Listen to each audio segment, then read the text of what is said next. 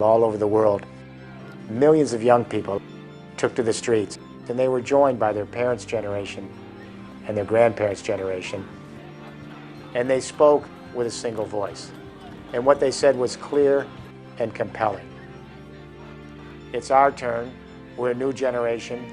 We want a new vision for the future. There's something unfair in the way this world is organized.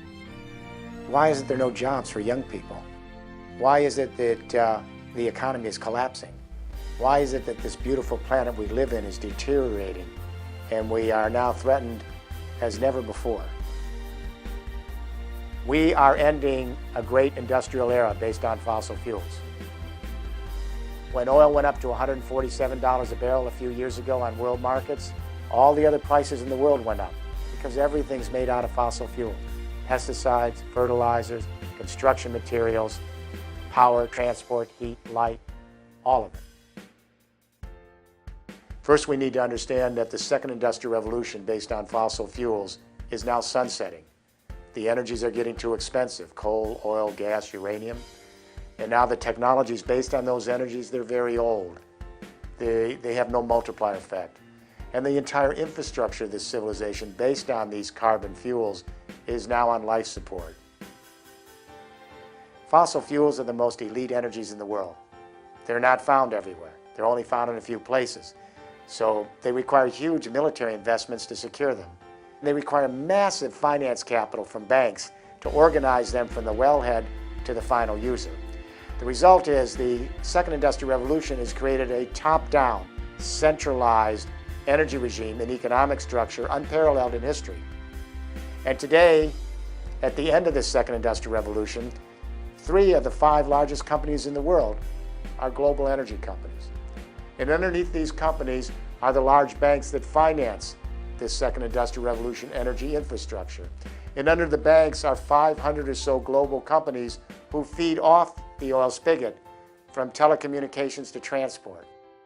And when we put this all together, it's shocking to realize that these 500 companies make up 1/3 of the GDP of the entire world. So we've created this very, very centralized elite second industrial revolution energy, technology, and infrastructure. And now, as we end this age in history, 1% of the population that's controlled this pyramid has benefited immensely, and 99% of the population that's at the bottom of this pyramid has been disenfranchised and is getting poorer and poorer.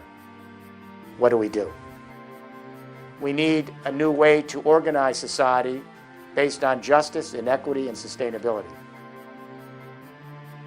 When communication and energy revolutions come together, they change economic history, they change the way power is distributed. We're on the cusp of a great new communication energy convergence, a third industrial revolution. And what is so interesting about the internet is that this electricity communication is very different than the one I grew up on the 20th century. I grew up on telephones, radio, television, centralized, organized top-down. By contrast, the internet revolution is organized very differently. It's distributed, it's collaborative. Millions of young people come together in vast networks and they exercise lateral power. This internet communication revolution is just now beginning to merge with a new energy regime, and we transform the entire electricity grid of the world to an energy internet, so that when millions and millions of buildings are collecting green energy on site, storing that energy in hydrogen like we store media in digital. And then if you don't need some of that energy, and some of your neighbors do, your software can direct your energy across an energy internet, and you can share it across continents. This is power to the people. This is lateral power. This is what democracy looks like. This is what democracy looks like. This is what democracy looks like. The music companies, they didn't understand file sharing in music.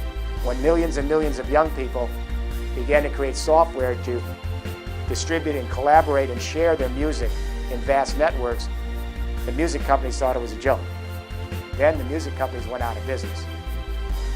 And you know, the newspapers didn't understand the blogosphere. And now the newspapers are creating blogs and going out of business. As powerful as these changes are in the social spaces of the internet, when the internet joins with renewable energy, it's 100 times more powerful because it changes the political landscape fundamentally. Ask this question: does this institutional behavior, whether it's government, business, education, is this institutional behavior centralized, patriarchal, top-down? Is it closed? Is it proprietary? Or is this institutional behavior distributed? Is it collaborative? Is it open and transparent? Is it lateral power? This is the new politics of a new generation. Lateral power brings with it a much more equitable distribution of the fruits of society.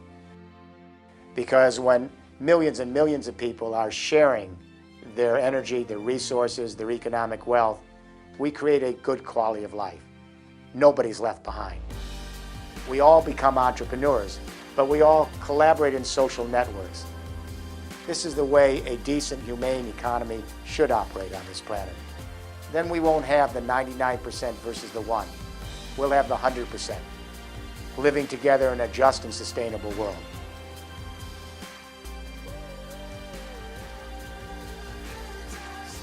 So my hope for this young generation: point the way, direct us into a new future, one that we can be proud of because we've shared the great fruits of this planet.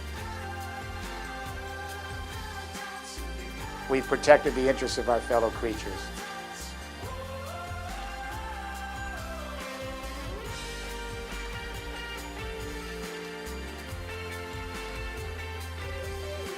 We've preserved this earth for future generations.